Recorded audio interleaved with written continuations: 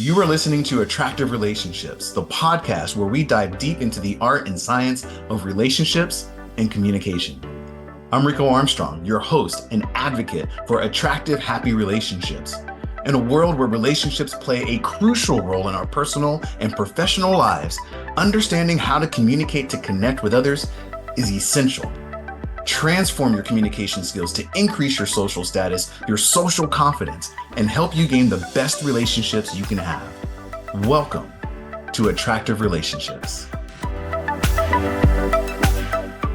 I was recently reading an article that in the headline said the millennial burnout. And I thought that was really interesting. When I read the article, to surmise it, it was talking about how millennials are more burnt out. They're more unsatisfied at work than ever before. It's the generation that more millennials, it's the generation that more people will be single in their 40s and 50s than any generation previous to it. And so for the millennial who is burnt out working the corporate job or find themselves in dating in situationships, but maybe you're a millennial and you still feel like life has more to offer, but it's just really frustrating and you feel really burnt out. This episode is for you because it's not too late to get the life that you want. And it's not too late to get the job or the career or the income that you want, even if you're like me, somebody who's in their 40s. I'm an elder millennial. I was born in the 80s, but you could have been born in the early 90s. You can still transform from being burnt out to feeling like you have more of an abundance and bliss and hope in the things that you really want. So as we talk about the millennial burnout, I want to ask you this, like, have you ever wondered why some people seem to go through life having most things go their way and the rest of us tend to have to struggle to get through each day? Like, have you ever wonder why people go through life with this almost nauseating joy and the rest of us have to live paycheck to paycheck, or we live for the weekend and then we dread the week? All right. It's like, oh, thank goodness it's Friday. And then when Sunday afternoon, Sunday evening hits, we're like, oh my God, I got to go back to work, dreading what we have to go back to survive. All right. And then we might look around and there's just a certain kind of person that seems to not be stressing. They seem to be more happy. And like, how did they do that? And we might look at those people and we say they must be naturally gifted or talented or charismatic. Um, they have the natural high, the natural endorphins within their body, or we might say they must have been born into privilege. They had a head start that we didn't have, and so their privilege made their life easier than ours. Or we might think that we're just not that lucky, or that we're not good enough or worthy enough to have the things that we see some other people get. But what if there was a way to get more of what you really want, especially as a millennial, especially if you're burnt out? What if there's a way to get more of what you want, and getting more of what you want is merely a skill or skills to be learned? And what if those skills are not as difficult as you might think? Because as millennials, again, me being one of them, even though I am an elder millennial, I'm still a millennial. And we were taught that the recipe to a happy, fulfilling life was go to college, get a good, stable job, be a good person. All right. And if you have a good job and if you're a good person, you'll be ready to attract and find the right person. You'll fall in love, you'll have the family you want and the income you want, and will live happily ever after. However, as most of us millennials went down this path, um, because that's maybe the path that our parents went down. Some of our parents may not even went to college. They just found a stable job and were a good person and they found a right match for them and they had a great family and a great life. So we kind of go down to a similar path that our parents did. But when we go down that path for our generation, what we find is that we get that corporate job and we're miserable. The corporate job doesn't pay enough, or we don't get along with the boss, or we don't get along with our coworkers. And Then when it comes to our personal lives, we might experience unhappy relationships or lack of relationships, meaningful relationships, or we find ourselves in the romantic life in situationships where we're kind of together, we're kind of not, we're sort of kind of committed, but not really, but I kind of wish we were a situationship. And we might find ourselves in these undesirable relationships, even though we are a good person, even though you're a good person. So then we're in these situationships or lack of relationships or bad relationships or unhappy relationships. And then we have to go to work to a job that we hate every day because we hate the corporate life. We don't really like our boss. We feel underappreciated. We're underpaid. And then if you're in an unhappy relationship, you come home from work just to potentially fight with your partner.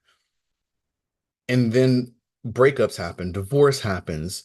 We battle loneliness because we start to make these emotional walls. Like, I don't want to continue to be hurt at work and at home. So then we put these emotional walls and we distance ourselves from being social, or we don't allow ourselves to be vulnerable with who we truly are because we don't want that rejection or whatever the painful situation is that we are afraid of. Again, it's not too late to get the life that you want, but it's totally understandable if you feel always tired and burnt out, and the only thing you end up doing is scrolling on your phone a lot or binging TV or sleeping. Um, and we'll do those things because we're like, I need to recharge. I need a break.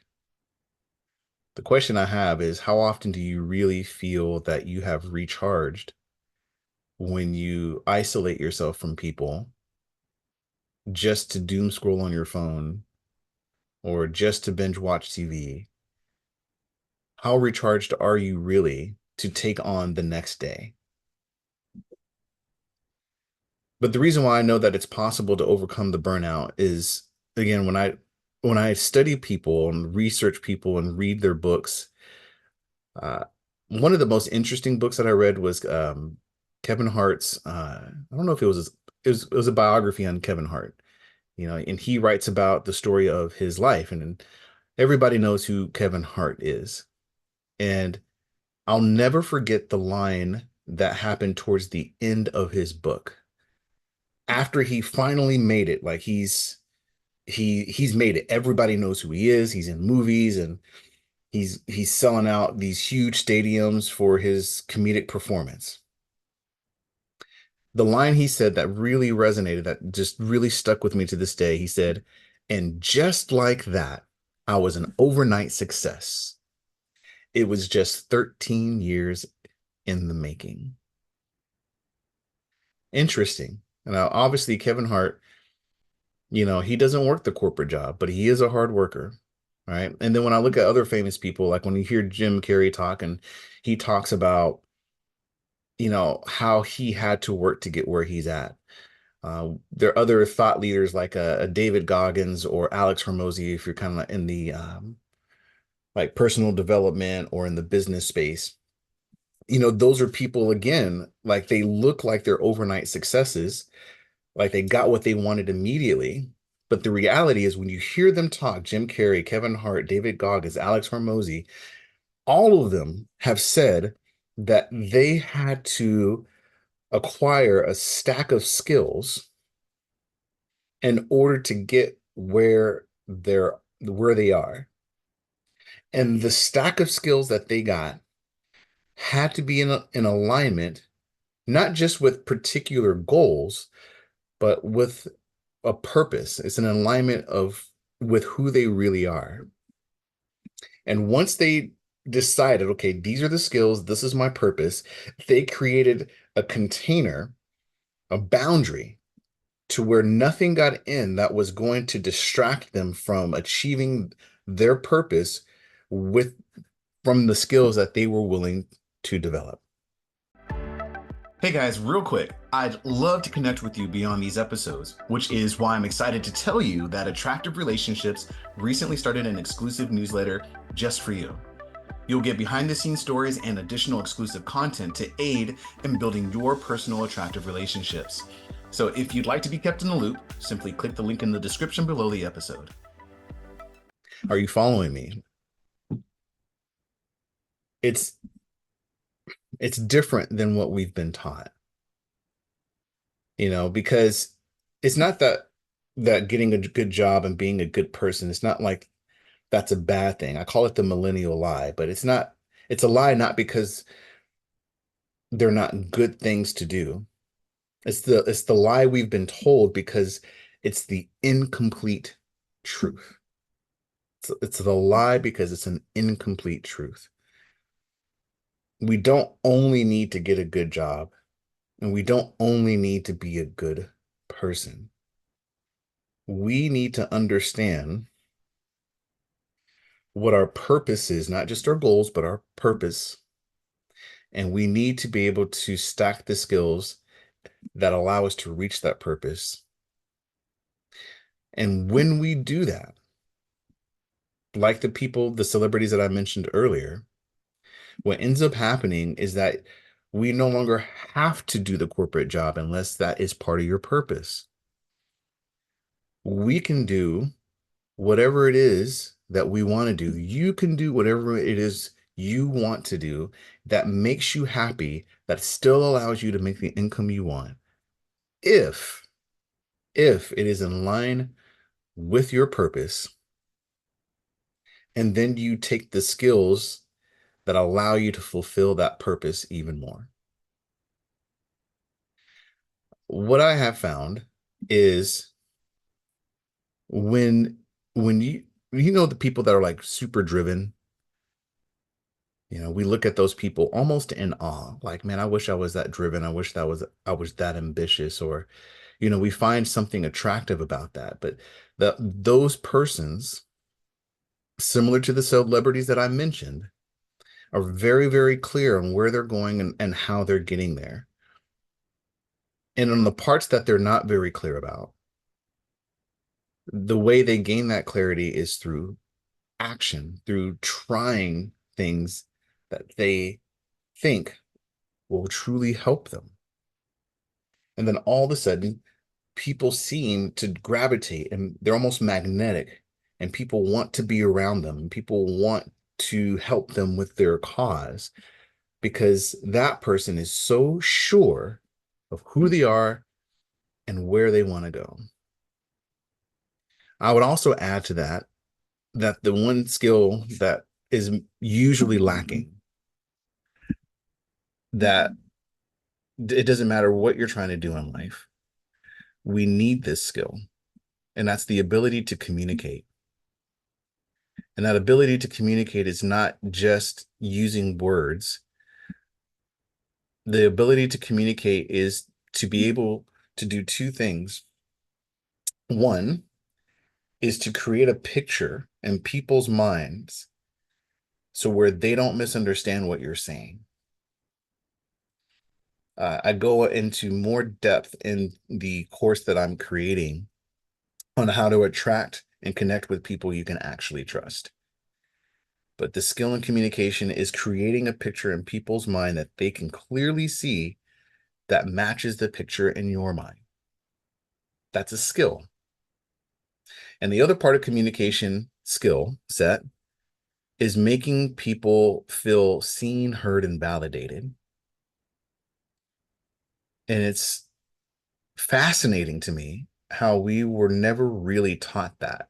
We were modeled a way of communication, but if the way we were modeled and how to communicate with people is through our home life or our work life, most of those models are not necessarily the best.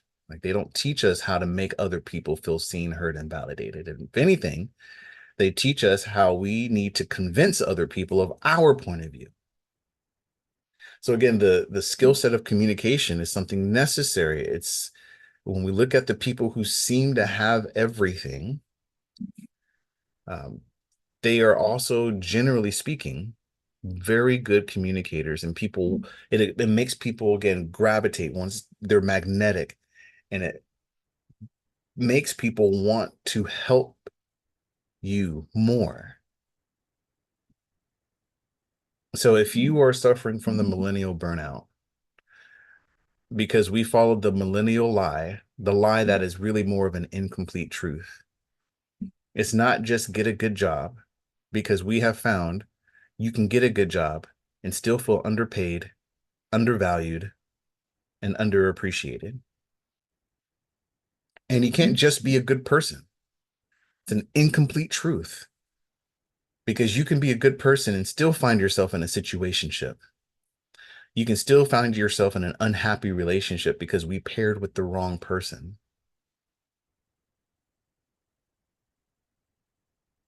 If we really want to do better, and it's not too late to do better, if we want more for ourselves, we fall in line with what our true purpose is. We stack the skills, especially the ones on communication that helps us to connect with others. And when we do that, we tend to find people that'll help us achieve our goals. We attract them, and life becomes easier. So again, I'm going to do a program in July. And if you want to be one of the first ones to learn how to attract and connect with the people that you can actually trust, so that you can get more of that love and joy, maybe even income in your life, you'll be among the first to know. If you just let me know your first name and email, I will let you know when that happens. So until then, I appreciate you listening to the episode, and I look forward to talking with you next time. As we come to the end of another episode of Attractive Relationships, I want to express my gratitude to you for tuning in. Your support really does mean the world to me. Now, if this episode brought you any value, I would truly appreciate it if you shared this podcast with anyone that you think could benefit from our discussions on effective communication and relationship building. Until next time, remember, great relationships start with great communication. So stay curious, stay compassionate, and keep building those attractive relationships.